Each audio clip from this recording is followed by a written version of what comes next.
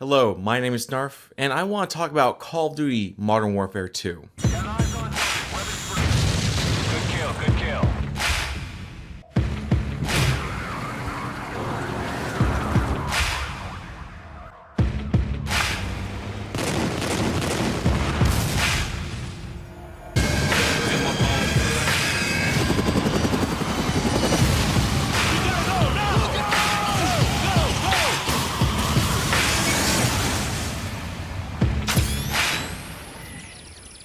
Call of Duty Modern Warfare 2 is a direct sequel to its 2007 counterpart, Call of Duty 4 Modern Warfare. Gone are the numbered sequels though. Well, technically, if counting, this would have been Call of Duty 6. And this has no relation to the 2022 title of the same name. I had said in my previous review of World at War, go watch it here, that I had skipped that game upon its release. That was not the case with this title. I purchased a copy of Modern Warfare 2 within the first week of its release in 2009 for my Sony PlayStation 3. I won't try and deny that I have heavy nostalgia for this title. Playing through it again in 2023 and writing this review at the beginning of 2024, it brought back to me a rush of nostalgia. But I also got to notice a few really glaring issues that younger me just simply ignored. MW2 was a hit success. Despite its November release, it would go on to be the third best-selling game of that year. The only games that would sell more than Modern Warfare 2 in the same year were the indomitable Wii Sports and Wii Sports Resort. In less than 2 months, MW2 sold nearly 12 million copies, which is just insane to think about. Now, I really enjoyed MW2 when I was younger. It was the game that all my friends had, and we would play online together. But since I only own a PS3 copy of the game, and I don't feel the need to go buy the original on PC just to play the multiplayer, and just for a chance to get hacked, I again will not be covering any of the multiplayer in this video. The game also brought with it a Spec Ops mode, which I will be covering later in this review. I played the hell out of this mode, getting full stars on every single mission with my friends. Hell, this was the first game that I got a platinum trophy on. Needless to say, I have a lot of nostalgia for this game and remembered it very fondly. So with all that said, how will it fare? How did MW2 hold up through the times? Will it triumph over World at War and dethrone COD4 as the best Call of Duty title in my rankings? Well, we will have our answers by the end of this video. Timestamps and everything below, like usual, if you don't want to wait around for the full video. Your work is appreciated. Accomplish the mission at any cost. Now, before we get to the game, I'm going to do something a little different with this review and talk about some expanded content that surrounded MW2's release. In anticipation of the release of MW2, DC Comics put out a small series of comics that expanded upon the backstory of the character Ghost. Written by David Lapham and the art done by Kevin West, the comic, just titled Modern Warfare 2 Ghost, had 6 issues that looked at the troubled past of the soldier Ghost before the events of MW2 took place. It's an odd one, like really weird. Ghost is captured by terrorists who have taken a Ukrainian school hostage for some reason, and goes on to tell them all the story of why he wears the very iconic Bones face mask. He says it's a tribute to his old friend Simon Riley, the baddest motherfucker on the planet, part of the SAS and the best of them all. Over the 6 parts, you follow Simon Riley as he and other soldiers take on a drug cartel in Mexico. We learn that Riley comes from a very broken household in the UK, so about an average household of Manchester, and has plenty of trauma to work through. He also gets captured by the cartel and gets tortured and pretty brutalized by the leader as a ways to break his mind. It's over the top and insane. The comic actually has a lot of parallels with future games that Infinity Ward would do, funny enough. It being part of the full Modern Warfare 2 experience, I don't actually think it's a great addition. Most players would have overlooked this at the time of launch, and I would be surprised if anything in the series was still considered canon. Hell, I didn't even know there was a Modern Warfare 2 comic until I started writing this review, so it was news to me. But this was officially endorsed by Activision, so I will be including it in my rankings, and I give it a D-. It's terrible, and I wish I hadn't spent the time looking up a place to read it and then actually reading the damn thing. Not worth your time, and honestly, should have been left buried. I don't think it's quite an F though, and that's simply because of how many funny parallels it foreshadowed for the future of Infinity Ward titles. The more things change, the more they stay the same. Boundaries shift, new players step in, but power always finds a place to rest its head. On to my actual playthrough of the game. You know how this works by now. I play through the game and commentate on the levels and give my thoughts and ranking at the end of each one. All those rankings will be summed up in a not so complicated Excel sheet, and we will get to an objective score on this game. I also want to point out that I played through this game twice. Once with my original copy from 2009 on my actual PS3, and again through the campaign remastered edition released in 2020. With that small preamble out of the way, let's begin.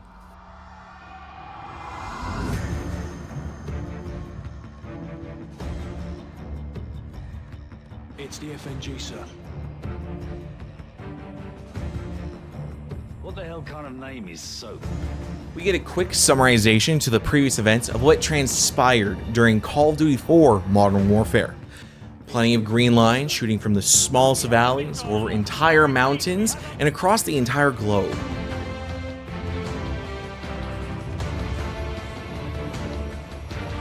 "5 years have passed since those events. We listened to General Shepard talk about the globe and how it changes. From the opening, we see that the Russian loyalists actually fell to the ultranationalists, and now Imran Zakhaev, the bad guy from the last game, has been declared the hero of New Russia. Eventually decide to hate you for it too. Shepard tells one Sergeant Foley that he knows what he's looking for, and we zoom in on our protagonist in the 75th Ranger Regiment deployed in Afghanistan. Same shit, different day. You know what I'm looking for, Sergeant Foley. Keep your eyes open. Got a new batch hitting the pit today, sir. I'll send you the best I find.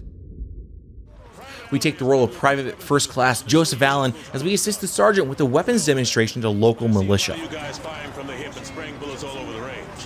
You don't end up hitting the damn thing and it makes you look like an ass. After showing the locals how the Rangers get things done, Private Allen, show them what I'm talking about.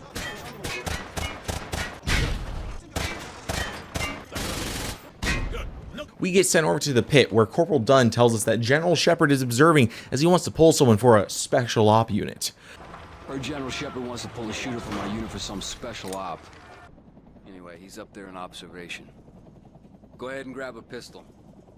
The pit is an obstacle course, much like that of the ship from COD 4. Your performance here is translated by the game to suggest the level of difficulty that it believes you should play on based upon your speed and accuracy in the pit.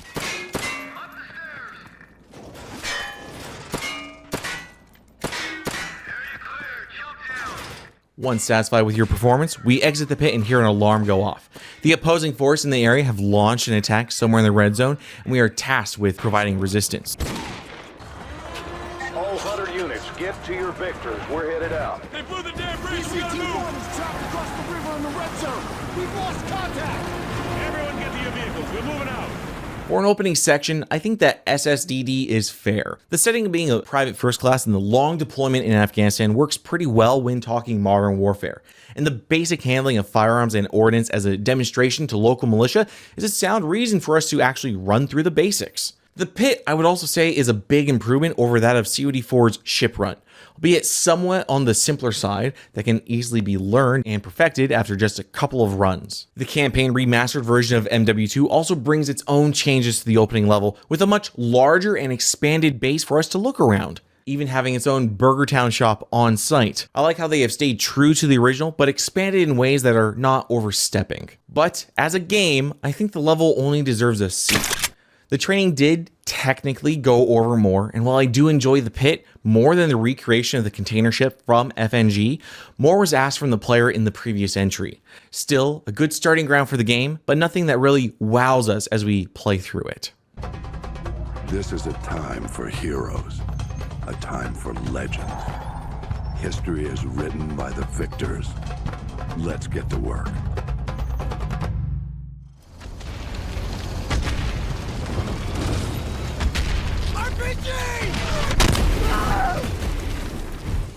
After being blown from our vehicle, General Shepard is here on the front line with a big iron on his hip.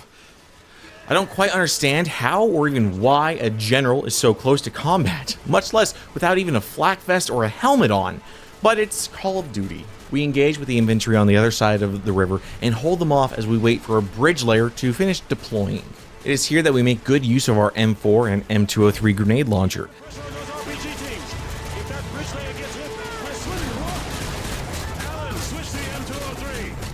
Warlord, this is Hunter 2-1, requesting airstrike at grid 252171. Until eventually going up top to the convoy on the bridge. We wait for some air support, and pretty soon, one of the buildings gets absolutely obliterated by said air support. That's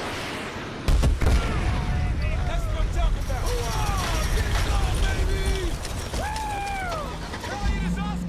about. We are on the main gun turret of the vehicle and roll down the streets in the convoy, being told that civilians are in the area and to hold all fire unless fired upon. As we roll down the streets, we see militia on balconies watching as the convoy rolls down the street. 3-foot mobiles, balcony, 12 o'clock. Probable militia. Soon enough, we begin to take fire. Infantry begins to rock our shit with small arms fire and RPGs. We race down the alleys, engaging as quickly as we can, as everything begins to go to hell just to be blown from a second vehicle in the same day.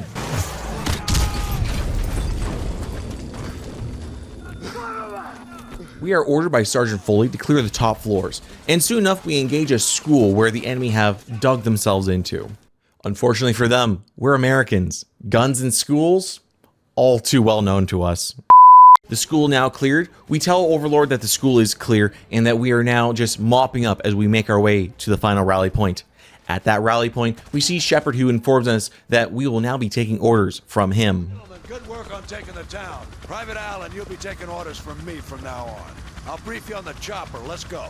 First off, I need to point out, I have two Shepards ringing in my ears as I play through this level. First is the original General Shepard, played by Lance Henriksen, and he does an amazing job at it.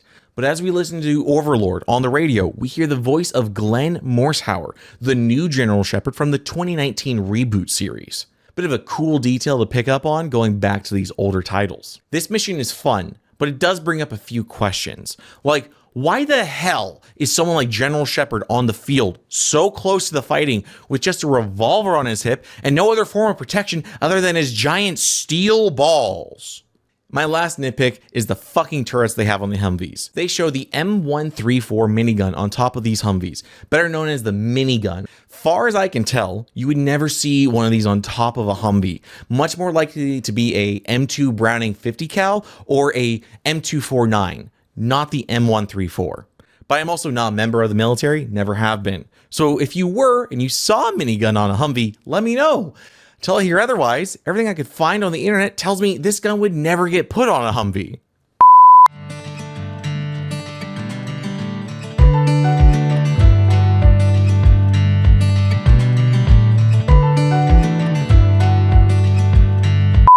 As for the level itself, I think it does things really well. The longer distance with enemies in cover gives us a good opportunity to make use of our M203. The short turret section on the Humvee, I don't feel overstayed its welcome. And the main meat of the mission as we fight through the school, I thought provided a basic but still interesting environment to tackle enemies. For my score, I would say this mission gets a B-. It did put us on a turret section, and the major parts of the mission were very straightforward. The nice thing about the school and the alley is how we were placed behind the enemy, a reverse of the bread and butter of Call of Duty. But it still had plenty of sections that had us go one direction and into enemy fire. However, with the restraint shown of using enemy closets, I think I have to actually bump the rating up a point to B. A good taste of what should come. So how do I look? Like one of the bad guys. Perfect for your undercover assignment. So Makarov is the prize. Makarov's no prize. He's a whore. A mad dog killer for the highest bidder. We are told by General Shepard that we are now undercover as Joseph Allen, and we are now part of the 141, handpicked members, part of a Special Forces task group. We actually hear Joseph Allen speak now, and he seems ready to meet the other members of the group. We zoom into one Captain Soap McTavish and one Sergeant Gary Roach Sanderson as they are in the middle of the Kazakhstan mountains. Soap and Roach are on the side of a mountain enjoying a quick smoke break as two jets fly over.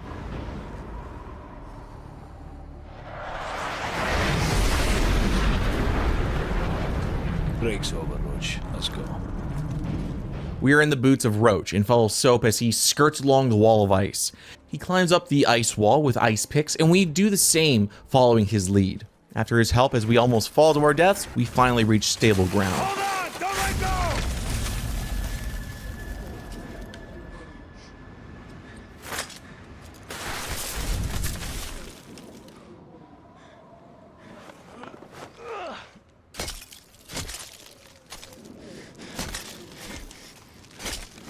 Our weapon is outfitted with a heartbeat sensor attached to its side, allowing us to locate enemies in the middle of the snowstorm and giving us the upper hand. We stay quiet, killing enemies as they go by with our silenced weapons in coordination with Soap. Roach, these Muppets have no idea we're here. Let's take this nice and slow. You take the one on the left. On three. 1, 2, 3. Nicely done. The storm picks up and we head our separate ways to plant explosives on the base, making good use of the heartbeat sensor to see enemies from a distance without showing ourselves. Let's split up. I'll use the thermal scope and provide overwatch from this ridge. Use the cover of the storm to enter the base. You'll be a ghost in this blizzard, so the guards won't see you until you're very close. Keep an eye on your heartbeat sensor. Good luck.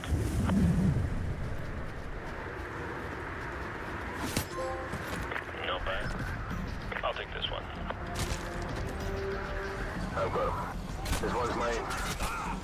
Never mind. Fueling station. You found it. After sneaking our way through the base and planting the explosives, we meet up with Soap at a building where we believe the objective is an ACS module from a crashed satellite. We go upstairs and find the module, but when we come back, Soap's cover has been blown and he tells us to go to Plan B. Roach, go to Plan B.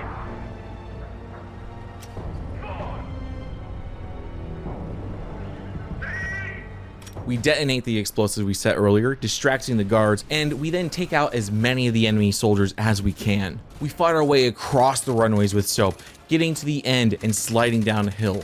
We stand our ground and kill enemy soldiers on snowmobiles, and eventually take one for our own to leave the area. Roach, take that snowmobile. Let's get the hell out of here. Soap radios that we are on our way to the back of exfil area and have to race down the mountain killing soldiers as we are on the snowmobile, dodging enemies racing after us on their own snowmobiles and in helicopters.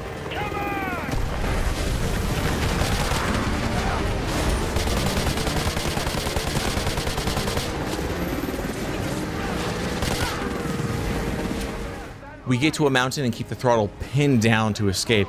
We escape after making a huge jump that would probably set some records.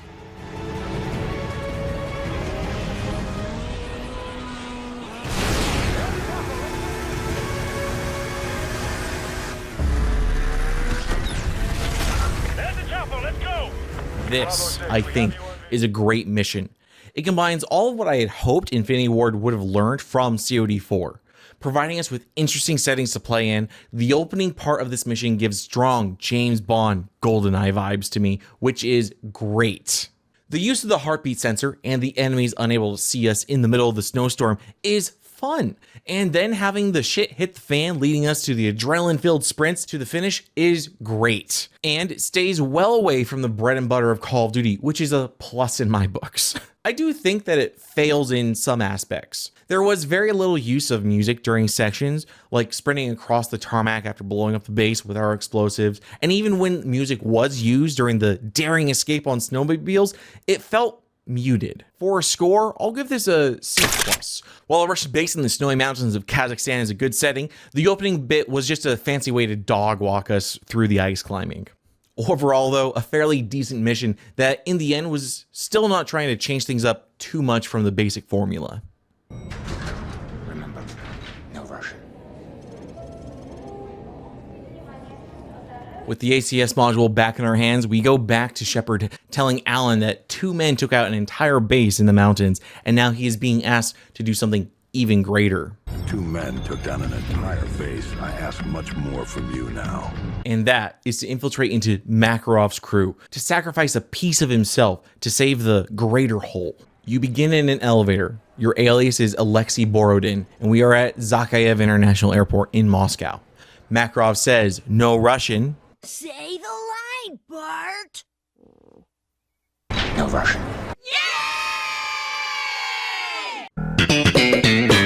We step out and everyone opens fire with machine guns into a crowd of civilians. A section that will most certainly not be able to be put into the YouTube cut of this video without heavy alterations.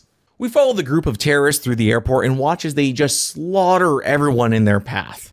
Eventually, we get to the end of the terminal though, and the Russian FSB have finally arrived. We are no longer shooting at defenseless civilians and now have to contend with armored police that have riot shields and guns. Once we blast our way through the FSB, we follow Makarov through to the end where an ambulance is and everyone is getting in the back of. We help everyone on, and Makarov turns around and executes us and leaves us behind. He knew the entire time that we were American and now is trying to frame us, making the terrorist attack on Moscow look like it was done by the Americans. F-tier mission. I don't like No Russian for multiple reasons. The setting around it, the absurd nature of it, the unwarranted edge. It's a bad mission. This is a step backwards in terms of video games. This mission plays into the notion that would call all video games murder simulators and turn kids into the types that would do a school shooting. It is tasteless, and I truly feel it does not belong in the game. And honestly, that is what Infinity Ward tells us as well. Their disturbing content notice. Look at it. They too feel that this mission is so out of place that they allow you to skip the whole thing altogether. This text block with the prompt saying, "No, I will not be offended," is a slap in the face that says that they are not even going to try and stand behind the content of the mission. And that if you do decide to play it, you are saying that you waive all rights to be offended by it. If you cut out the entire first section of this mission and start with you fighting back the FSB, I would still call this mission a D-, as the whole thing, it's boring. It has one note. And the bread and butter served might as well be stale Wonder Bread served with just the empty scrapes of a container of margarine. The only interesting thing it does is give enemies bulletproof shields. But you don't have to interact with anything at all to get through them either, as they just retreat on their own, given enough time, and they do not attack you unless you choose to get right up on them. No Russian should have been scrapped, but they wanted a mission that made headlines. But they chose to do it in the worst way possible. If you want to use disturbing content in your video games to tell something, I do not have a problem with that. Hell, the next game in my series is going to be Black Ops, and spoilers for that video, they do disturbing content left and right, but in a way that gives it a purpose to the game as a whole. Infinity Ward, even given the option to skip the mission altogether, says that they don't actually give a f*** and just wanted to make some edgy bullshit that lends no actual weight to the overall game that couldn't have been said in a mission briefing at the beginning of a different mission. Alejandro Rojas. He's our ticket to Makarov. With the titular event of MW2 behind us and Makarov out in the wind, we flash back to the Task Force 141 while they hunt down the man that sold Makarov the guns he used in that airport. Turns out that he is in Brazil. This is Brazil. So we again retake the role of Roach and head to Rio to find one Alejandro Rojas. I can't roll my R's. The arms dealer that sparked a war. We roll up on Rojas's man and he opens fire. After ducking away from him, shooting us in the car, we follow Soap through the streets of Rio, chasing after the gunman.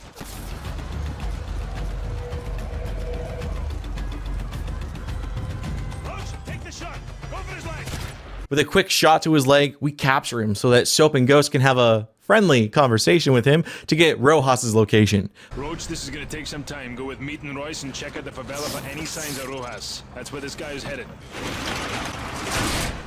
Roach, this is gonna take some time. Go with Meat and Royce and check out the favela for any signs of Rojas. That's where this guy is headed. Let's go. Our backup gets killed, so we are on our own as we go through the favelas. Gunmen popping out at every section. We are surrounded, but we have to push on to get to Rojas and get the information we need. Sprinting through the favelas is a dangerous game, and there is an unrelenting force of enemies that are constantly pushing back at you. If you push back with as much force as possible, though, you can actually get past large sections without having to kill absolutely everyone in your way. But if you let up and allow them to pin you down, it becomes a slog of a firefight to get through. After we fight through the favelas, though, we hear on the radio that Rojas is getting away. We see him on the rooftops running. He's gonna get away! When Soap tackles him through a window and makes him the meat in a Soap car sandwich. Front runner, this is Bravo 6. We've got the package. I repeat, we have got the package. Come on. Ready for dust off. Send the chopper. This mission is good. Action insists that we move forward, and if you can keep the pace, it feels far from slow. But if you can't keep the pace, a player could easily find this to be a test of patience from the unrelenting wall of bullets that the game will throw towards you. Unfortunately, this was the bread and butter course of Call of Duty games. There is a little salt and some sugar and maybe some spice in that butter, but only if you play the game in a certain way. That, up till now, would have gotten you killed. When I originally played through the level on the remastered edition, I fell prey to the slog as I was not fast enough to get through the enemy lines and break them up. But when I replayed my original PS3 copy of MW2, I actually got to the end of the level before the game was actually ready for me and had voice lines doubling up on each other, which was a little funny to see.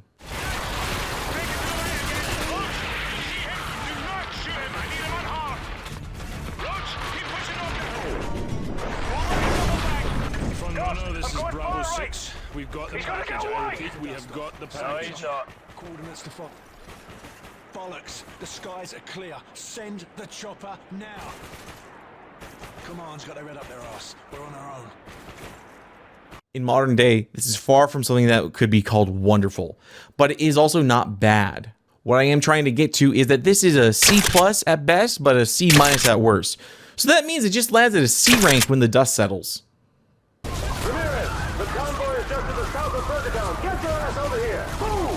With Rojas in custody, we go back to the role of a US Army Ranger, despite us being dead. And that is because we are no longer Private Allen. Instead, we are the ass kicker himself, who would f***ing solo anyone else in the series, and was so powerful he could only appear in this title alone.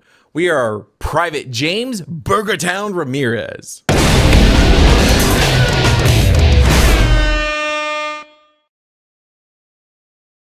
The briefing as NORAD operator, once again the future voice of General Shepard, call out that they are seeing a large force of bogies entering U.S. airspace. San Bravo, we're reading 70 bogies in your sector. Please verify. The U.S. is getting attacked on both coasts according to their systems, but when confirming with the local stations, they are told nothing is on their radar. Negatory station. Scope is clear. I don't know what to tell you. Solar interference, heavy sunspot activity today. Until they call Sierra Delta, who sees enemy fighter jets cruising over I-95. Sierra Delta, we may have a minor ACS fault here. Do you have anything on your scope? Sierra Delta, repeat. The Russians have invaded the USA. Sergeant Foley of the 75th Rangers takes the call. I read you. This is 1st Battalion, 75th Ranger Regiment. Sergeant Foley, acting commander of Hunter 2-1. Do you copy? Over. We are in northeastern Virginia, and we now have to counterattack the hostile Russian forces as best we can.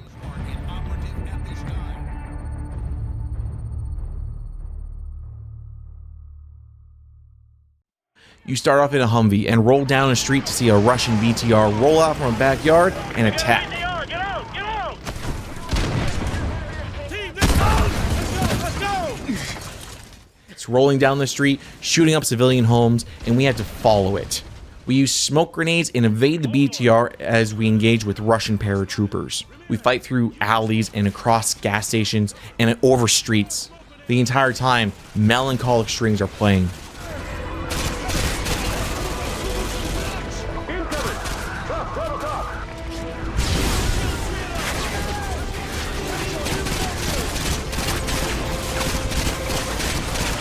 We get to a large parking lot and have to take refuge in a chain restaurant as we fight off the enemy. The objective is an HVI, high value individual, codenamed Raptor. We are securing after a crash site.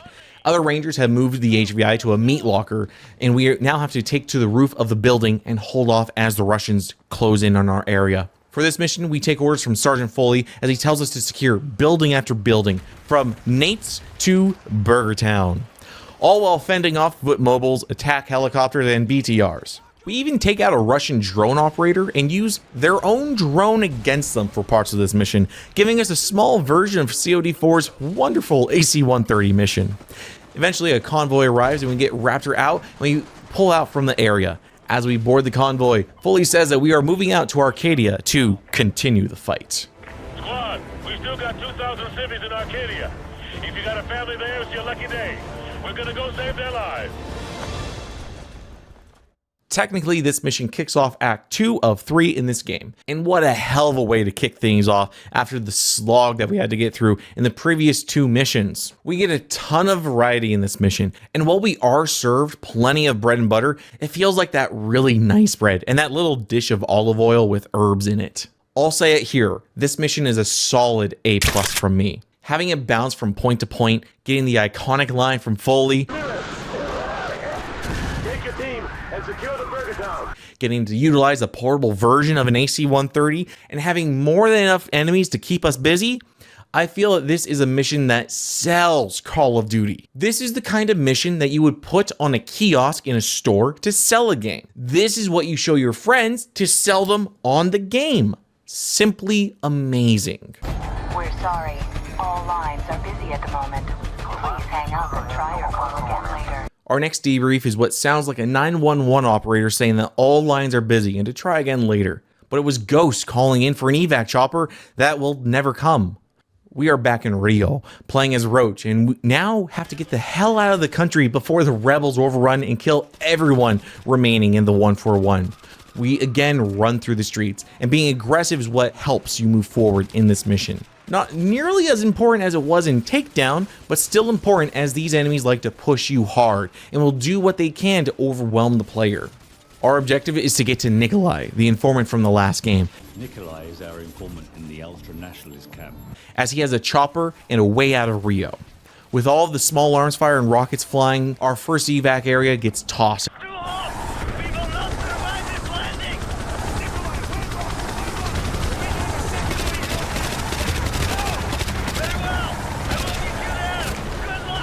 Then we quickly take to the rooftops to get to Nikolai's helicopter.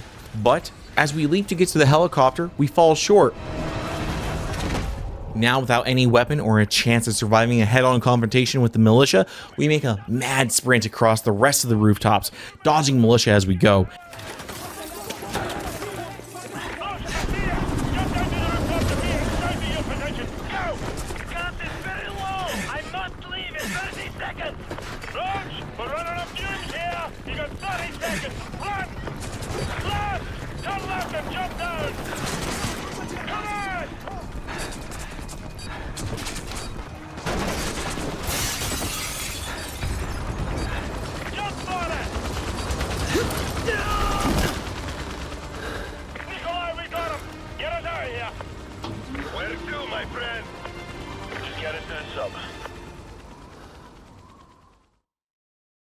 It's a simple but good mission. Sadly, this is the last that we will spend in South America for quite some time in Call of Duty, but they did a good job setting us off, I feel. The mission kept a breakneck pace and threw some variation towards us as players to keep us on our toes right to the very end. A good feeling, and it earns itself a B in my books, even if the story is something I need to address at some point on its own. Honey Badger's a mean bitch, sir. Can't let him take this corner. Just point it out on the map, sir. They won't take it.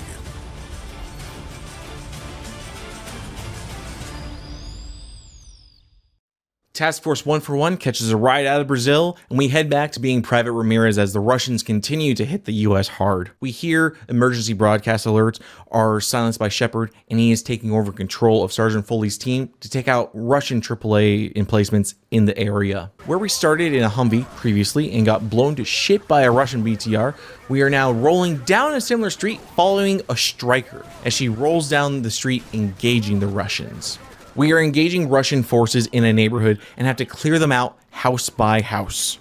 We are also given a laser designator that we can use to laze targets for the striker to engage with her guns. We have to protect the striker from Russian RPG teams.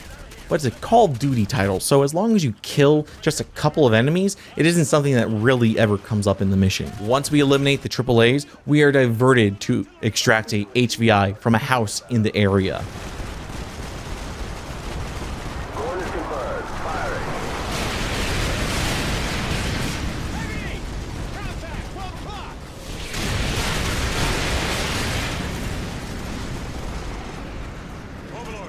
We leave the striker behind as we come across what looks like a crashed A-130 cargo plane. Russians are already in the house, and when we come across the panic room, we see that it is open and that the HVI is dead inside. We secure the remaining intel and the area, closing out the mission. No sign of forced entry. Ramirez, get that briefcase. What's left? Get a couple of photos for G2, and check the bodies for intel. Who up? Shepard's not gonna like this. The nice thing about MW2 so far is they are not afraid to give the player variety in missions that could run together as just one giant mess. The introduction of the Striker and giving us the ability to laze targets for it to suppress, giving us the window to capitalize on and advance on the enemy is a great little bit of variety. For the mission, I feel like it deserves a B- from me. Enjoyable and just a cut above the average mission, which feels like a pattern for Infinity Ward with MW2 when they don't put their heads where they shouldn't be. Boys, I know I'm sending you into the meat grinder on this one. We're defending it, so it means we want it. Especially if it gets us to 627. We flip back to the task force as Shepard informs us that we know who Makarov has the hard on for and will come out of hiding.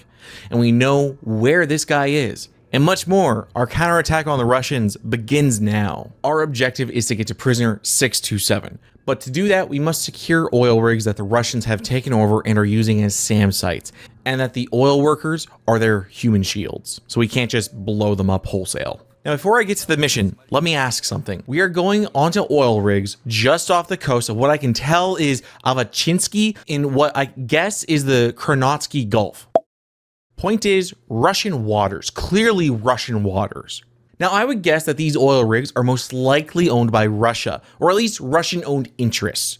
But they have the oil workers tied up and imprisoned as if they are terrorists. Going so far as strapping bombs to the workers, blindfolding them, and tying them to chairs. Even in a time of war, I doubt this is what the Russians would do, as this is not the behavior of people being good guys. And let's face it, the Russians view themselves as the good guys in the scenarios. What I'm getting at is Infinity Ward seems to be having an identity crisis right now. They need the Russians to be the bad guys, as they need a bad guy for their game. But the Russians are not the bad guys in this scenario. That would be Makarov and his merry band of terrorists. And even if Makarov was funded and protected by the state, which would bring up so many other issues and questions for the no Russian mission, it is easy to assume that the workers on these oil rigs in Russian waters would be Russians themselves. So why is the Russian army acting the part of just generic terrorists? It's dumb. It's Call of Duty. Don't think, just shoot, bang, bang, explode, and don't give it a second thought. Let's make this quick and clean. We are again Roach, and we launch from a submarine with the task force to take the oil rig. It is honestly a really fun mission. One of the better ones in this game. The setting is interesting. It's new, and what they have you do is really enjoyable as well. From being sneaky in the beginning to what I can only describe as badass as we breach rooms and the whole game goes to slow-mo.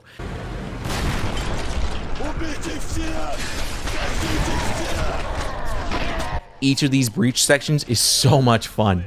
We rescue the workers in each of the breaching sections and work our way up to the top of the oil rig, evading detection as best we can. We set up a booby trap for the Russians as they come down to investigate the noise we are making, and then things go loud. I'll jump to the rating for the mission, and this rates highly at a A+ for me. The breaching is fun and new, and after we go to plan B in the mission, it takes on that quicker pace that MW2 is so often doing now, and I am here for it. Long history of this building, not much of it pretty. Started out as a castle with an actual dungeon, built to withstand any siege. The building survived every brutal winter. The occupants, they weren't so lucky. Have you ever seen the 1996 action movie The Rock? It has Nicolas Cage playing an FBI agent who is paired up with an ex-con, Sean Connery, fighting their way across Alcatraz prison after it has been taken over by Ed Harris, playing a brigadier general in the Marines who have gone rogue against the US government and are demanding that the US government disclose sensitive information regarding Marines and other servicemen that were killed in the line of duty during covert operations that left their widows and families with not even a body or an explanation of how their children died. In the movie, the Marines have captured multiple chemical weapons and have outfitted them in missiles. And should they not have their demands met, they have threatened to launch the missiles on the city of San Francisco.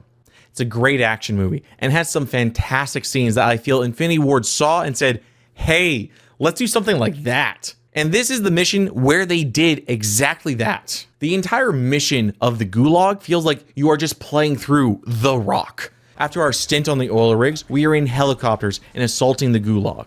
We snipe some of the Russians armed with RPGs and kill the crews of missile defense systems, making them useless.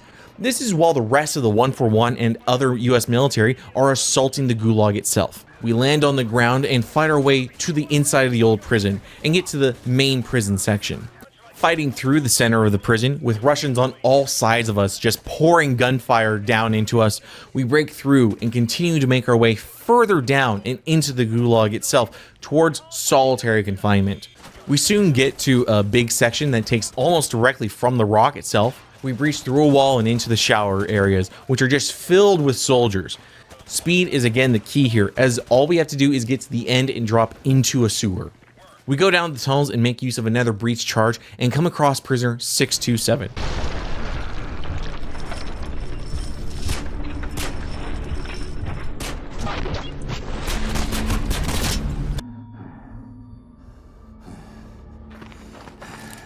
Drop it! So? Price? And motherfucker, it's Captain Price! Soap and him have the briefest of moments before the Navy hits the Gulag with their guns and we have to leave fast or be buried under the rubble. We turn corner after corner looking for a way out and see a spot where a bomb fell but didn't explode. We come to as we see Soap fire a flare through the hole and into the air. We are then airlifted out of the Gulag right before the entire place gets leveled by the Navy. Bravo 6, I see your flare. Spy rig on the way.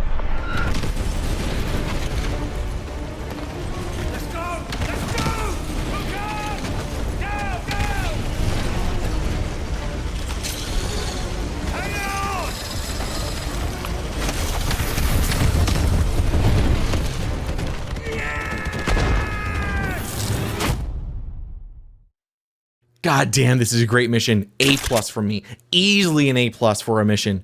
It's so fantastic. Its pacing does not have a slow moment through the entire mission, and the variety, while on the slimmer side, came in hard with its set dressing.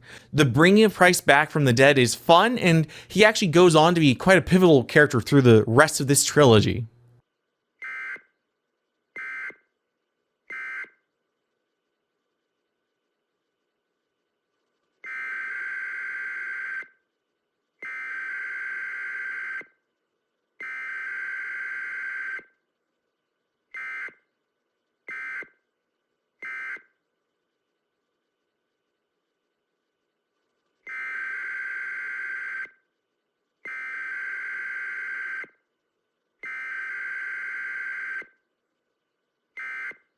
We open up to our briefing being the emergency broadcast message. Scrolling below are instructions to head to emergency service shelters, what to bring, to be aware, and to be alert. Bricky, another content creator, I think does a fantastic description of this level during his MW2 2022 Bigger, Louder, Dumber video. I'll post his video here with a timestamp of where he describes it and does what I think is a great comparison of both MW2 games. Go ahead, watch that little bit of his video, then come back here to finish mine. Go on. Yeah.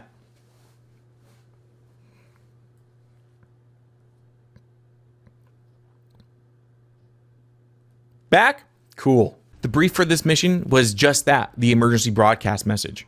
We get put directly in the boots of Ramirez in the bunker, surrounded by fellow soldiers who are wounded and hurt. At the end of the bunker, we meet with Sergeant Foley and Corporal Dunn and are tasked with getting to Russian positions that are bombing our evac sites so that we can buy the evac teams time to get out. On your feet. We're Oscar Mike. Roger, 2-1-2 out. Listen up. This evac site's getting hit hard, and we need to buy him some time. Hooah! We emerge out to what the wiki says is the Department of Commerce building. We fight towards it through the trenches as the Russians are inside, hitting us with machine gun fire and RPGs.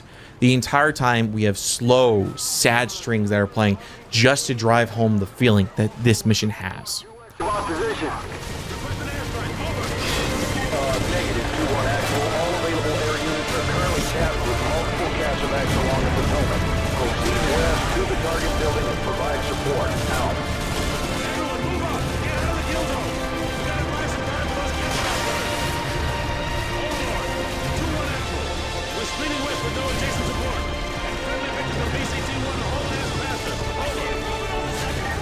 Once inside, we make our way to the upper floors and clear out a nest of Russian troopers that are hitting the evac site.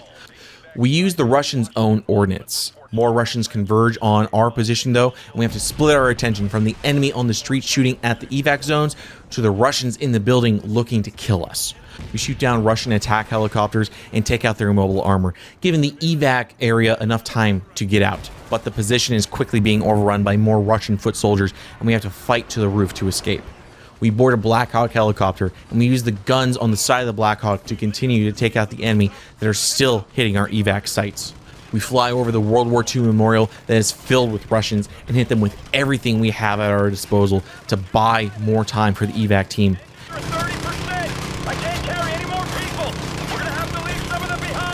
Evacuation orders are being sent over the lines constantly, and we have to get out.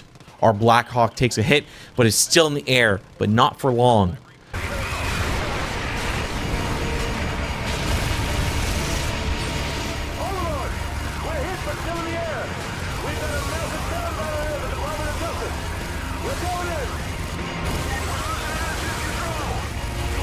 Fully relays this, and that there are major Russian emplacements in the Department of Justice building itself, and that we are going to take out as many of the Russians as we can while we are in the air. The Black Hawk takes another hit, and we go down.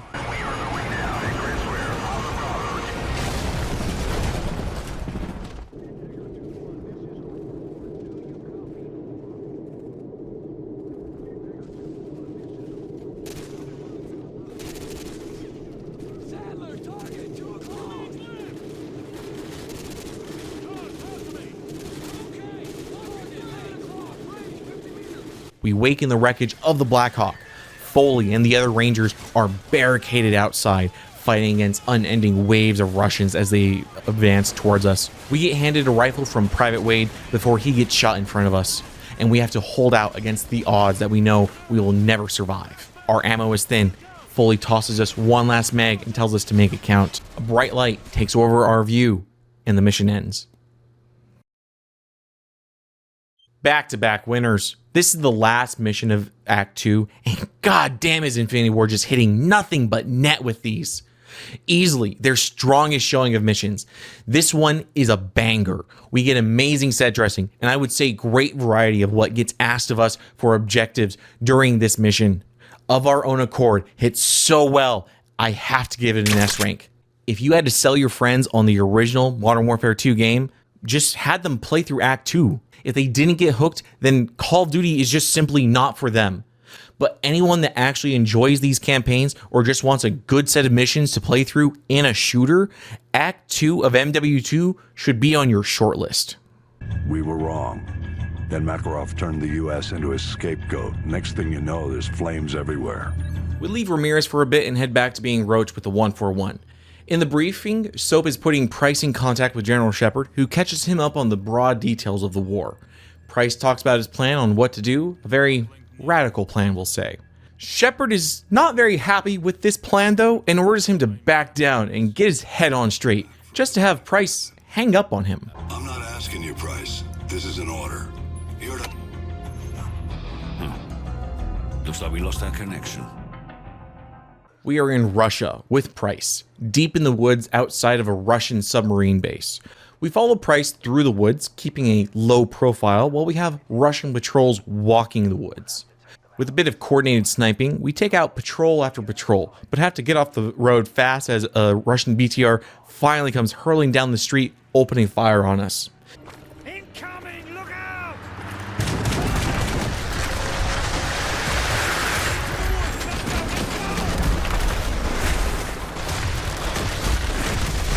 With Price's help, we take out the Russians now hunting us in the woods and continue to move up to the sub-base.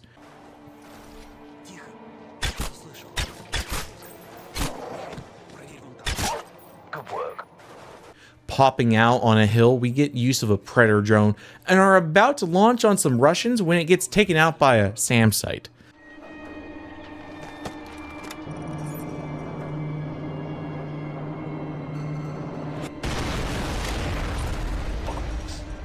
What just happened? There's a mobile SAM site in the village. It just shot down our Predator. Soap meets back up with us and takes out the SAM site, and we fight with the 1-for-1 against the Russians. Eventually, we get another Predator drone and can use it periodically to launch missile attacks on the Russian foot mobiles, taking them out in groups at a time if you're accurate enough. We get to the actual base, and with the help of the 1-for-1 and the drone above, we clear out the Russians and hold out on a rooftop while Captain Price boards the Russian submarine.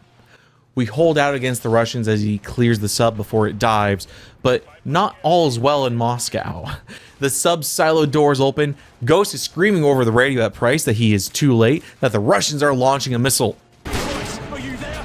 The silo doors are opening on the sub. Price, come in. They're opening the silo doors on the sub. Come on, hurry! Price comes over the radio though, and shocker, he's the one that just launched the missile.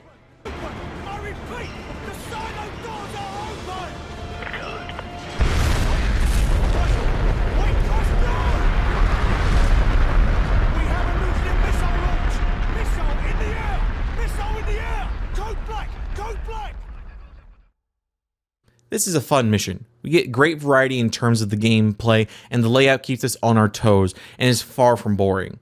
The story, on the other hand, is pretty outrageous. Captain Price, who is somehow still combat ready after being in a gulag supposedly since the events of Modern Warfare 1 5 years ago, was given the go-ahead to take on a Russian nuclear-capable submarine alone. After he described a plan to use the nuclear missiles on the sub itself to end World War III. I am all for big set pieces, and Call of Duty does them well. But come on, why is Soap not down in that sub with Price? Why do we even have Price on this mission? All good questions I will cover at the end when I look over the story.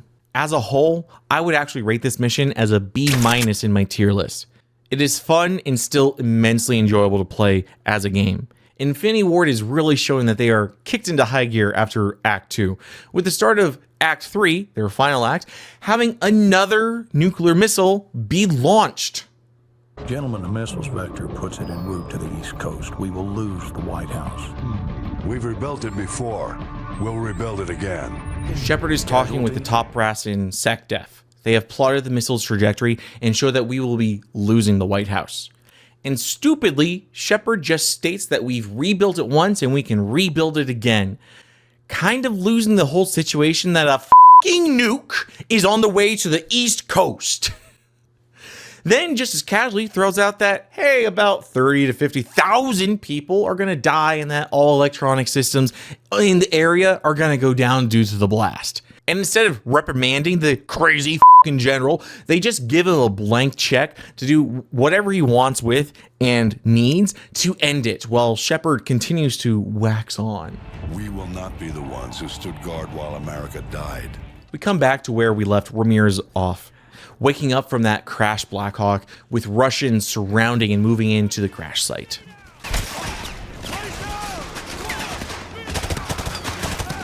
Quick little note. As I said before in my opening, I played through MW2 twice for this review. Once with the Campaign Remastered Edition that came out in 2020, and again with my original PS3 copy from 2009. When you come to in the wreck in the original 2009 version the first time, Private Wade hands you a rifle and then gets shot and goes down. The second time though, the game seems to just grab a random soldier model to put as Private Wade. In my playthrough, Wade went from being Caucasian to African American. I've checked through other people's playthroughs of the OG 09 release. In the first crash, Wade is always Caucasian seemingly, but in the second one, it's just a random model. They corrected this small change in the Campaign Remastered Edition, but I just thought it was funny having Wade suddenly change ethnicities on me. We fight off the Russians until our rifles run dry, and it seems that all is lost as they close in just like before. A Russian attack chopper shines its spotlight on us, blinding us like before, and then suddenly we see stars. We are in space, outside the ISS, hundreds of miles above the planet. We see a burn trail from something crossing over the eastern ridge of the planet, and it's burning bright, and then it explodes high in the atmosphere. A giant shockwave goes out, and we see the ISS crumple and get destroyed, and the astronaut we got to be get blown away with the blast. Okay, I don't think that's how things would work. I did a little digging, about 8 minutes of Googling to be honest, and found out that the ISS sits in the thermosphere well above the planet. We have a good idea of what would happen with such a high detonation with the military project Starfish, where the US detonated a small 1.4 megaton warhead at about 250 miles up, right about in the thermosphere with the ISS. Detonating a warhead this high creates less of a shock wave and actually more of a gigantic EMP pulse that can reach very, very far away and knock out electrical systems and fry sensitive electronics. Based on the opening bit of where the astronaut and the ISS appear to be, I would put them on the southwest side of Florida, kind of midway over the Gulf of Mexico. Say the missile detonated in the thermosphere, which in itself is very, very big, above Washington, D.C. It puts the detonation anywhere from 750 to 1,000 miles away in a straight line. Now, that can be within the range of the EMP pulse that knocks out electronics. The ISS is most likely full of those types of electronics, but those same electronics would most likely also be shielded as they deal with radiation in space. But that isn't what I am bothered by. It's the shockwave that destroys the space station. It wouldn't happen. We know what happens with high altitude detonations. It damages satellites and knocks them out, but it doesn't physically knock them out of orbit and blow them to pieces like we were shown. Final thing, we're in the middle of World War III in the game. The operators talking with Houston Control are acting like they don't know what's happening on the ground. I'm pretty sure they would have been informed of a nuclear missile launch and not be perplexed at what the thing was coming over the east side of the planet. Maybe I am wrong about all of that, and this little tangent is just making me sound stupid and look uninformed. I'll take that. But it just seems like Infinity Ward was putting too much emphasis on how Michael Bay they could make this, instead of thinking through about what would have actually happened. Tangent over. Good for you if you just skipped ahead. Back on the ground as Ramirez, we watch as the nuke went off. The Russian attack helicopter falls from the sky along with everything else that was once flying.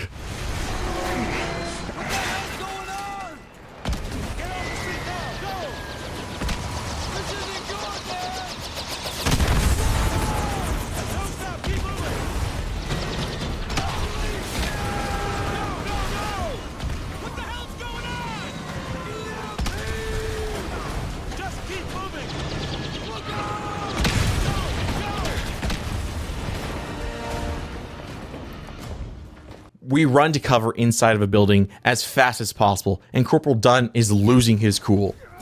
Foley puts him in his place, and we follow him out into the wreckage of the streets. Due to the EMP, the red dot sights on our M4 is no longer displaying its dot, making the reticle pretty useless.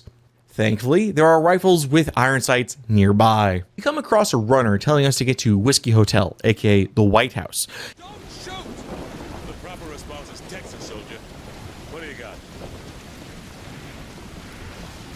Marshall's assembling a task force at Whiskey Hotel. You guys need to keep heading north. So where are you going then? Tell everyone else. Get to Whiskey Hotel. Go! And we make our way through the now dark streets of DC as rain falls down. We meet some Russians along the way and continue to fight with them while making our way to Whiskey Hotel. We get to a bunker door with a presidential seal on it, and that is where we end the mission. Whoa, check out the seal on this door. I thought the president's bunker was under the west wing. No, that's just for tourists. This must be the real thing. Open it up. 2 nukes have gone off. One 5 years ago in the Middle East, killing Private Jackson and ending the American campaign in COD4. The second one going off over Washington, D.C. and not killing Private Ramirez. A short mission and a bit of a crazier one. For gameplay though, a large part of it was not in conflict, but just us walking through the wreckage of DC during World War III. And to be honest, it seems a bit boring upon multiple playthroughs. It certainly seems like it's setting up for huge things to come, but spoilers, it really doesn't. Far from my favorite mission. Things certainly seem to be on a falling trend as well for the missions. Still, it gets a solid C+ from me for what it did in terms of set dressing, despite how unbelievable that dressing might be when given more than a second look.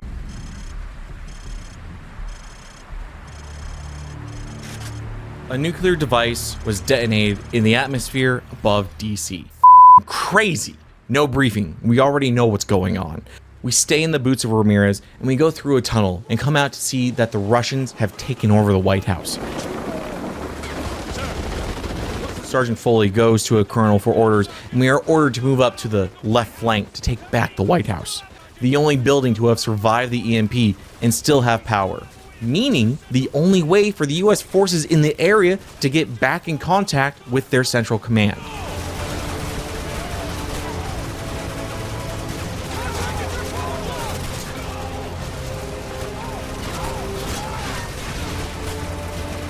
The music in this entire mission are those same slow strings making an air of unease. It truly feels like Infinity Ward took note of what Treyarch was doing in World at War and just came in hard with the musical tones in this game and adds to the already impressive set pieces it has made for us. We fight our way up the left flank and into the West Wing and right into the Oval Office.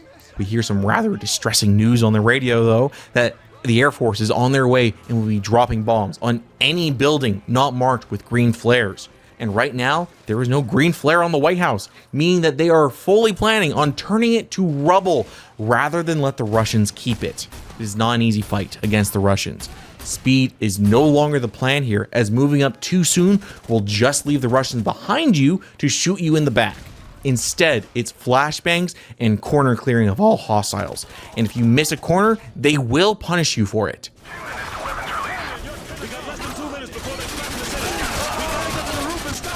We get the notification that we have 2 minutes before weapons are released. It's now speed or die on the way to the roof. We fight through the last few Russians and follow Dunn up to the roof and deploy green flares and see as jets fly over us. We have averted the US from having to flatten their own White House.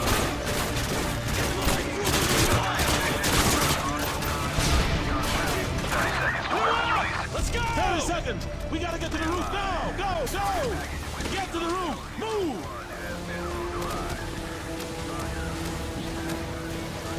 Use your flares!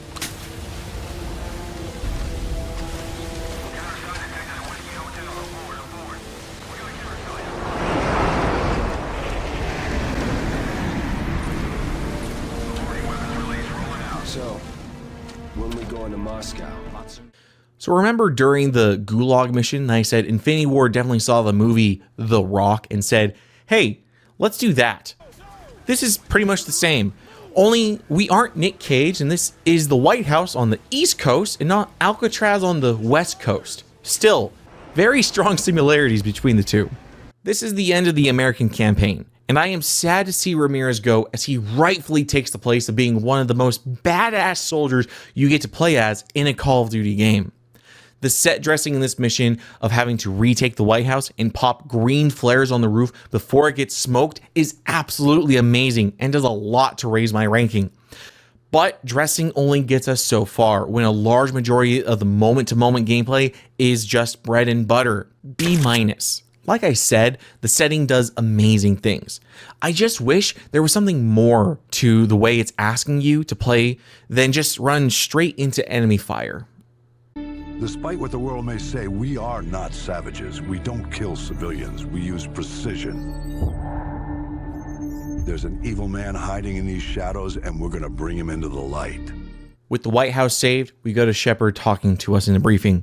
How he has a blank check to take out one man, and he intends to use it to its fullest use. There are two places to be, one in Afghanistan and the other in the Caucasus Mountains. Roach and Ghost go to the mountains while Price and Soap head to Afghanistan. The end of the war is approaching. In the mountains, we go down the hill and walk right into a minefield. We drop below the blast of the Bouncing Betties, a type of mine that launches itself into the air before exploding to deal more damage, and are now in an ambush set up by Makarov's men. We fight through the ambush and come across a safe house and see multiple cars leaving it. They are blown to pieces by a javelin, and we move on to secure the safe house. We get to use the wonderful breach method through the safe house and go room to room looking for Makarov. The son of a bitch isn't there, but we have stumbled upon plenty of intel, all of Makarov's playbook. This safe house is a bloody gold mine. We radio Price and Ghost, and they also do not have sight of Makarov, just his men in the area. Plenty. At least 50 hide guns, but no sign of Makarov. Perhaps our intel was off.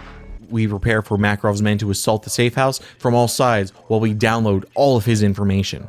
We get told by Ghost and the other members of the 141 where to defend from the incoming forces and to hold out while the files get copied. A handy little countdown showing how much we have left. After the files get copied over, we call in an evac chopper and get the hell out of the area. Roach, the transfer's complete. I'll cover the main approach while you get the DSM. Move! We fight through the woods outside to get to a field. Speed is the game here, but like Whiskey Hotel, if you go too fast and don't take out enough enemies, you will die just from being shot in the back.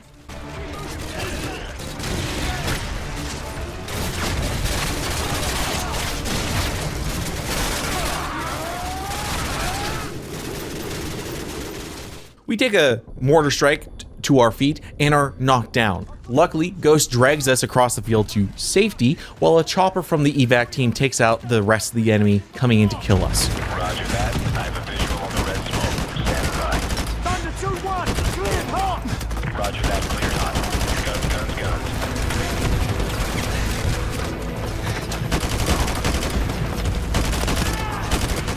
guns. Shepard lands and walks up to help us.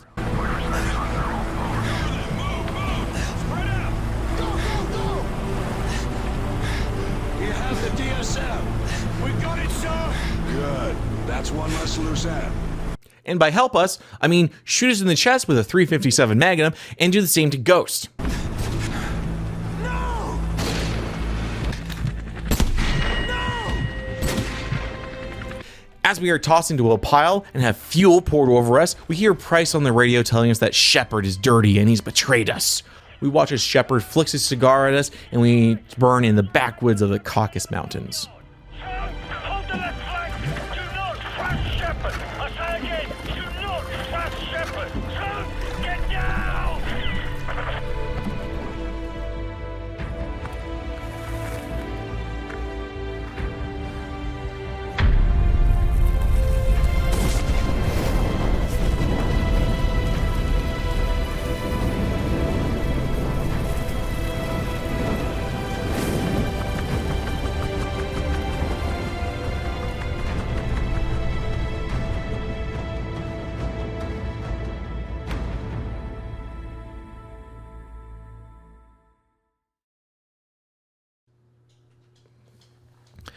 I'll talk about the whole Shepard thing in a bit, but just know that it is affecting the rank of this level and not in a positive manner. The level itself, though, is fun. The things that it has us do are varied, and the bread and butter does not seem to come until the very end of it. Getting to breach room after room in the safe house is a fun time to be had, and having to set up claymores and use defensive positions while Makarov's men assault the safe house is actually an enjoyable section of this level that is a highlight to me. The sudden twist at the end, though, before that I would have given this mission a solid B rank for what it asked us to do. It would have made for a wonderful way to watch as loose ends get wrapped up. The thing with Shepard, though, knocks it down a full letter grade for me. Yes, I am giving this a C tier for that. But I don't want to talk about it 6 times over, so I'm just going to give it its own little section at the end. Soon. Roach, Ghost! Come in, Ghost! You copy? Does anyone copy? They're dead, so. Shepard's cleaning house. I'm working my way back to you. Shepard betrayed us. Have to trust someone to be betrayed. I never did. Soap is trying to get in contact with his dead team, and Price lays the truth on him hard, and pretty much calls Soap an idiot for ever trusting Shepard in the first place. We now have Shepard's men on one side and Makarov's men on the other. They both want to kill us, as well as each other. We're now playing as Soap, and we have to make a mad dash through the airplane graveyard in Afghanistan as a huge battle between Makarov and Shepard's men go down. Our only hope of escape is good old Nikolai with his plane coming to get us. Okay, Captain Price. I am on the way. Try to get the situation under control before I get there, okay? It's a mad sprint through the graveyard, and we get to hear as Price negotiates with Makarov for Shepard's position.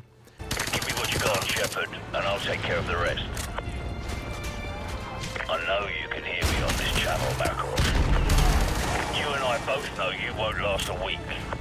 Shepard, the man who we just saw in the middle of the Caucasus Mountains killing Roach and Ghost. In the Caucasus Mountains. We're in Afghanistan.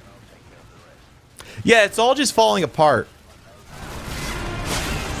We meet up with Price, who got a Jeep, and now as the Jeep speeds away, we have to shoot a combination of Shepard's and Makarov's men who are both trying to kill us. Our driver, Rook, gets killed while we are speeding down the runway, so we have to take the wheel and steer up into the back of Nikolai's plane.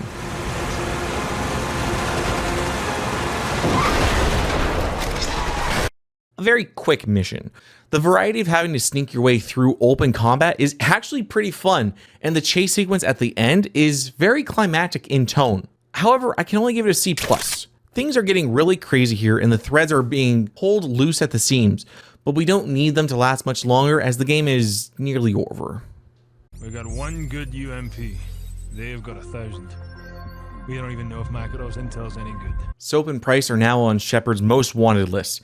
It is two men with limited resources against a man with an army and an unlimited budget from the US military, and everything based on the word of a terrorist who may just be lying to them. Price gets a little poetic and high-minded. The man definitely seems to have gone off the deep end from his years in the Gulag. The healthy human mind doesn't wake up in the morning thinking this is its last day on Earth. But I think that's a luxury, not a curse. To know you're close to the end is a kind of freedom. Good time to take inventory. Outgunned, outnumbered, out of our minds on a suicide mission. But the sand and rocks here, stained with thousands of years of warfare, they will remember us for this. Because out of all our vast array of nightmares, this is the one we choose for ourselves. We go forward like a breath exhaled from the earth, with vigor in our hearts and one goal in sight. We will kill him. We are still in Afghanistan. We are Soap and we are following Price as we move towards the location Makarov told us Shepard would be at. We have tapped into the encrypted comms of Shepard's men and work with Price to take out a squad of Watchers. We are on a time crunch before the bodies get found, so we rappel down a cliff face and kill 2 more guards at the entrance with our knives. We are now in the belly of the beast and follow Price through the caves. Our cover eventually is blown, but we are the badass soldier combo wombo of Soap and Price, so we take out normal soldiers with ease. Here, open fire!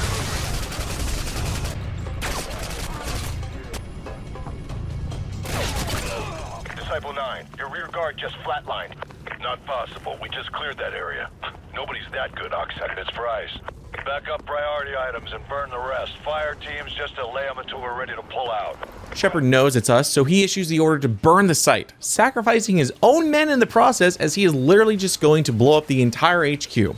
We breach through a door to his command room where Shadow Company, that's the name of Shepard's men by the way for some reason instead of going with Task Force 141, I don't know, they're setting up C4 charges. Shepard comes over the line and broadcasts out that the site is compromised and he's going to blow it all up. That any of his men, if they are still inside, they will not delay the explosion and their service will be honored. All units be advised, this is Gold Eagle. The site has been compromised. I'm executing Directive 116 Bravo. If you're still inside, your service will be honored. Shepard out. It's not time yet. I'll get to it later. Price does some stuff on a terminal and we open the doors. We have 20 seconds before it all explodes. We get caught in that explosion and are dazed when Shepard calls in an airstrike near his position, right on top of his own men. Danger close. That's within 100 meters of your position, sir. That's not a suggestion. Send it. Roger. Fire mission danger close. So, he's coming! Not time yet, just stay focused. Care about danger close. We hear that his evac chopper can't land and that he is taking a Zodiac to escape down the river. We fight through the remaining Shadow Company soldiers and head to the Zodiacs to give chase. Shepard mentioned Zodiacs. There must be river access nearby. Let's go. This feels sloppy. The way the story is getting wrapped up is just feeling sloppy. Luckily, I'm going to talk about that all on its own, in its own section, but I still have to give it heed when talking about individual missions. I think this mission is interesting, for sure, but this is also the type of mission that we have been playing throughout the entire campaign. This mission is basically Cliffhanger, or Contingency all over again. But in those two missions, the plot wasn't ruined yet, and we weren't being led by crazy people. It's a D+. Without the plot, and Shepard and Price doing what they are doing, I would have given this probably a high C or a low B. But you can't ignore them anymore, and they are weighing shit down. D+ is being friendly, and if I wasn't going to talk about them more in their own little section, I think this would have been an even lower score. On to the last mission. This is for the record. History is written by the victor. History is filled with liars. If he lives and we die, his truth becomes written and ours is lost. End of the line. We are in the end game now. Huh? Somehow we have time for Price to continue a monologue that is caught by a satellite as we run to a Zodiac that seemed to be just around the corner from where the last mission ended. We get to the said Zodiacs and hey, it's a vehicle section in Call of Duty. Not a great vehicle section. I would say it's a little more than an on-rail section where you get to lean left and right, but it's still something out of the norm. We dodge incoming fire as we blast away with what I think is an Uzi in our left hand as we give chase to Shepard. We go across open waters and eventually into tight rapids following Shepard's boat, trying to kill him before he can escape. In my 09 copy, right at the very end of this mission, the game glitched on me. The boat got stuck on a wall and we couldn't move to the right place for the set piece to do its thing, and I had to do the whole mission over again. Luckily, it isn't very long, only about 3 minutes, but still, it happened and was funny for a second playthrough.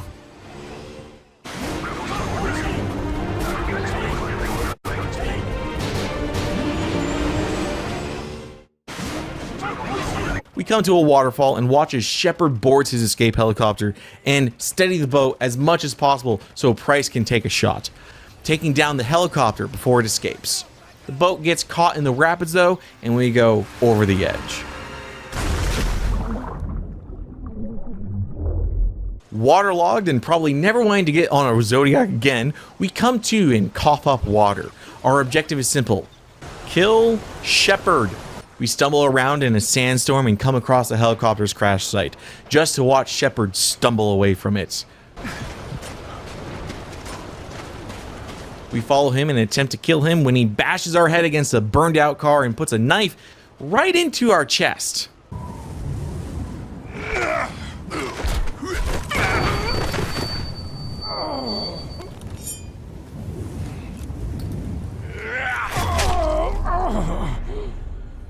We watch as he monologues and loads his revolver, takes aim at our face and pulls the trigger. 1,000 men in the blink of an eye. And the world just fucking watched. Tomorrow, there will be no shortage of volunteers. No shortage of patriots.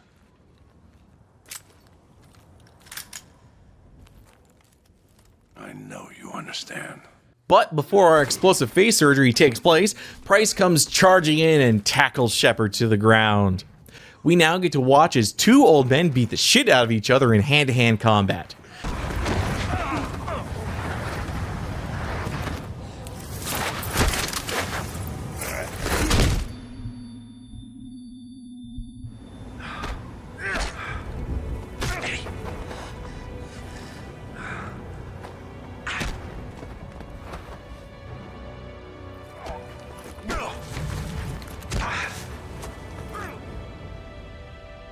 Shepard beats Price down and just starts to pommel his face in.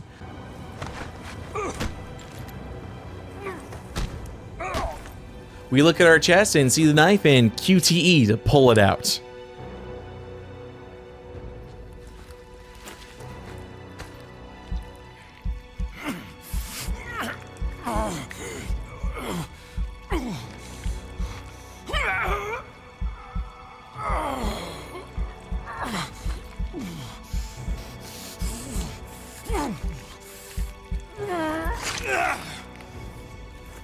We spin it in our hand and chuck it at Shepard, nailing him in the eye and killing him.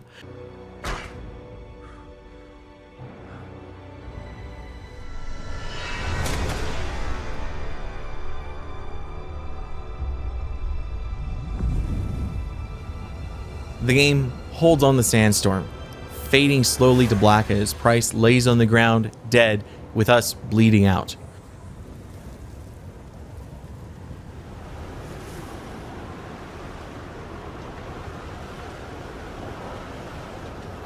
When Price comes to and rolls over, he crawls over to us and patches our pretty nasty chest wound as best he can when a small helicopter lands.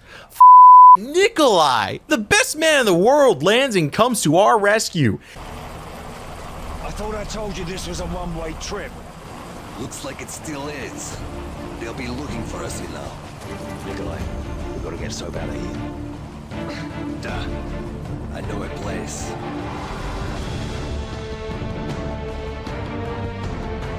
And that ends Call of Duty Modern Warfare 2. Fun little mission, short and to the point, not too much fluff, but also nothing too spectacular. If you enjoyed the story and the twists and turns, you probably will leave the game with a big ass grin on your face. Hell, that was my response to it when I originally played it back in 2009. For my tier list though, in 2024, seeing the deep flaws that this game has, I'm only going to put it at C-. All in all, you had very little control of the events unfolding and were just along for the ride. Let's do this.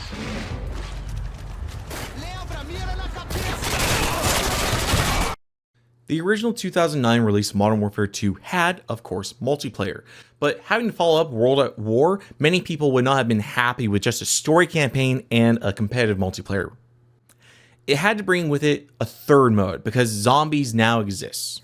To fill this void in Infinity Ward's game, Spec Ops was included in the original 2009 release of MW2.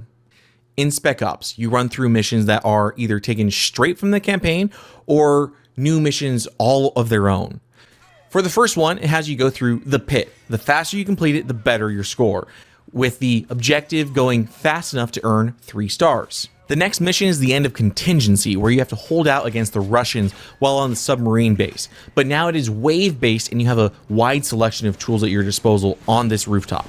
You also have to choose a difficulty to play on, which is tied to the amount of stars you will get upon completion. Regular gets you 1 star, Hardened gets you 2, and Veteran gets you the full 3. If you earn enough stars, you unlock the next set of missions, and they are grouped in Alpha, Bravo, Charlie, Delta, and finally Echo.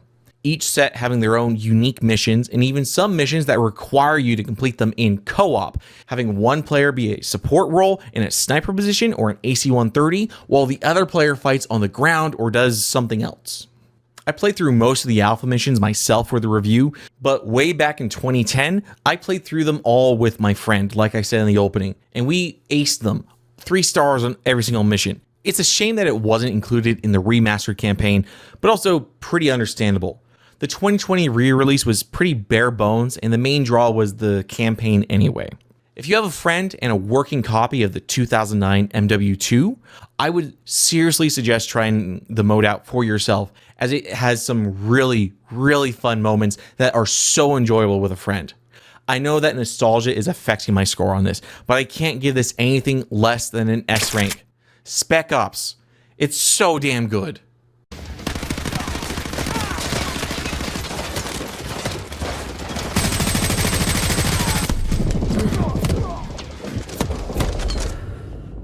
With the 2020 release of MW2 Campaign Remastered, the small edition of the museum was included. After beating the campaign, the player could go to a museum and look around at various displays that had dioramas from the various missions of the campaign, along with short summaries of them, as well as concept art, all of the weapons in the game, and the various vehicles seen in the campaign. And if you wanted, you could ring the bell at the front desk for a fun little shootout with all of the actors in the dioramas. The game explicitly tells you not to do this though, as it is not an easy firefight to survive, but you get a trophy or achievement if you do. It's not a Spec Ops mode, but it does give some further content to what you were buying in 2020, so it should be noted. That said, I don't see anyone spending much time in it. Once, maybe twice if you miss the achievement. that's all you're going to get from this. It's a nice little addition to have, but I can only give its inclusion a C rank for my rankings. All right, it's time for me to talk about the absurd story and the crazy characters of MW2. And holy shit, this is not going to be kind. Before doing so, let me just run through a few other scores I think should be added, but I don't really have enough thoughts on to go more deeply into. The music was better used than Infinity Ward's previous entry of COD4, although I wouldn't quite put it as well used as Treyarch's World at War. B-. I actually really enjoy the settings and locales that we were given in this game. I think they did a pretty good job at making interesting looking areas and were successful in having not everything just kind of run together. C+. The guns feel great in MW2, but at the same time, nothing really stood out to me as special like in World at War with its take on bolt action shotguns or flamethrowers. If anything, I wish the guns sounded a little bit punchier in MW2, but overall, they did their job. B-. Okay, with all that said, I want to hit 3 points. Captain Price, General Shepard, and Russia.